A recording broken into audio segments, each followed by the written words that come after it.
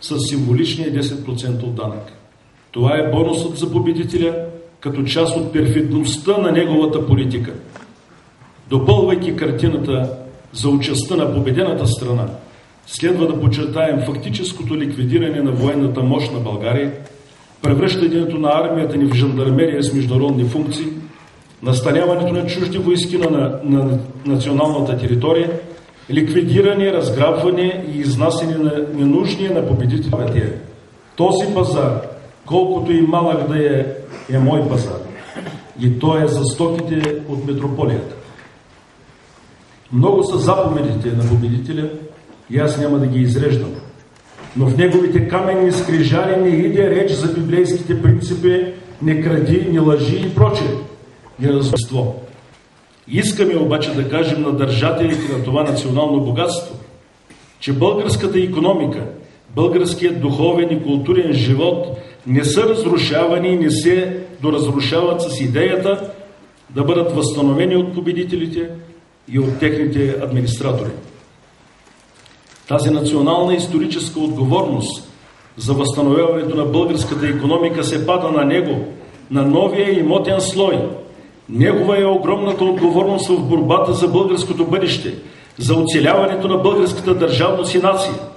Той е длъжен да подкрепи продържавните и пронационални сили и групи, да ги обедини, да им вдъхне кораж дори, да даде пример на обществото за своята изключителна историческа мисия. Погледнато по-нашироко, на първо място той би трябвало да направи това най-вече заради себе си, защото не са му оставени никакви средства и ефективи да се бори срещу консолидираните усилия на транснационалните капиталови обединения, освен илюзорната надежда, че може да се откупи по пътя на компрадорщината. Ние обаче го предупреждаваме, че тя е само етап към един предизвестен край. В глобалния океан, от глобални акули, той не е на върха на хранителната верига. А акулите особено много налитат на по-дребни червени рибки. И всичко ще му бъде взето. Пачка върху пачка червени долари няма да останат. И ако такива като нас може да загубят само главите си, българският имотен слой ще загуби неимоверно повече. Дейността на един Симеон Дянков би трябвало да ме обица на ухото и мисълта за мисията, с която е изпратен, да не му дава да спи спокойно. Но за това малко по-късно.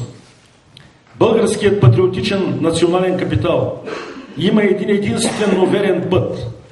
Пътят на сътрудничеството, взаимопомощта, грижата и отговорността за българския народ, независимо от обективно действащите инстинкти и рефлекси на природата на капитала.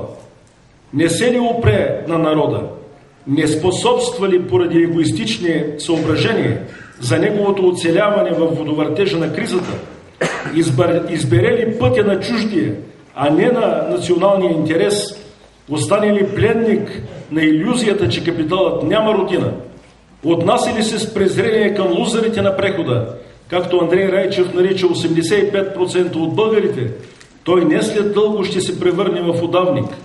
Вярно, доскоро богат и с чувство за необратимост на съдбата, но все пак удавник. Обран, посинял и гол.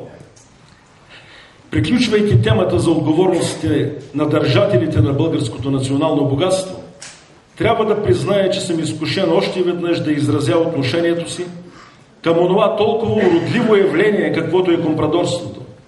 Защото пред очите на цялото общество през последните 20 години в България левият либерализъм, уж най-модерната тенденция в европейската политика, се превърна в най-вулгарна и разюздана компрадорщина, която затмина и най-фрапиращите образци, с които е пълна българската история.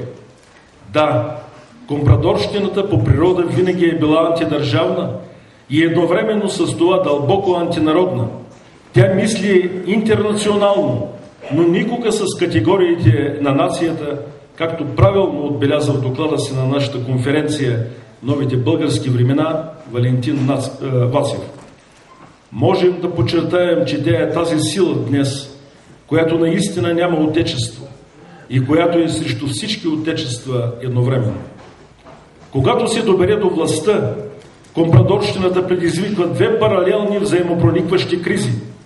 Предизвиква дълбока национална криза и разтърсваща до срутване социална криза. Излекуването на тази гангрена на обществото и държавата винаги е преминавало през отстраняването на носителя на заболяването, било чрез нетърпимост от самото общество и държава, било чрез радикалните мерки на радикални лечители. Ние тук само ще подчертаем, че понятието компрадорска буржуазия по правило винаги върви редом с понятието продадени национални интереси. И дълбоко се надяваме, че новата българска буржуазия, която току-що натоварихме с такива отговорности и очаквания, няма да има подобна биография и участ. Но за да няма и подобна съдба, тя трябва да има коректив, незаспиващ и строг, и аз за него искам да отворя дума. Но нека продължа с други думи, казани преди близо 60 години. По-рано буржуазията се смяташе за ръководител на нацията. Тя отстояваше правата и независимостта на нацията, като ги поставяше над всичко. Сега не е останало и следа от националния принцип. Сега буржуазията продава правата и независимостта на нацията за долари. Знамието на националната независимост и националния суверенитет е захвърляно като ненужно. Няма съмнение, че това знаме трябва да го вдигнете вие, представителите на работническите и демократичните партии, и да го пренесете напред, ако искате да бъдете патриоти на своята страна, ако искате да станете ръководна сила на нацията, вече няма кой друг да го вдигне. Така стоят нещата сега.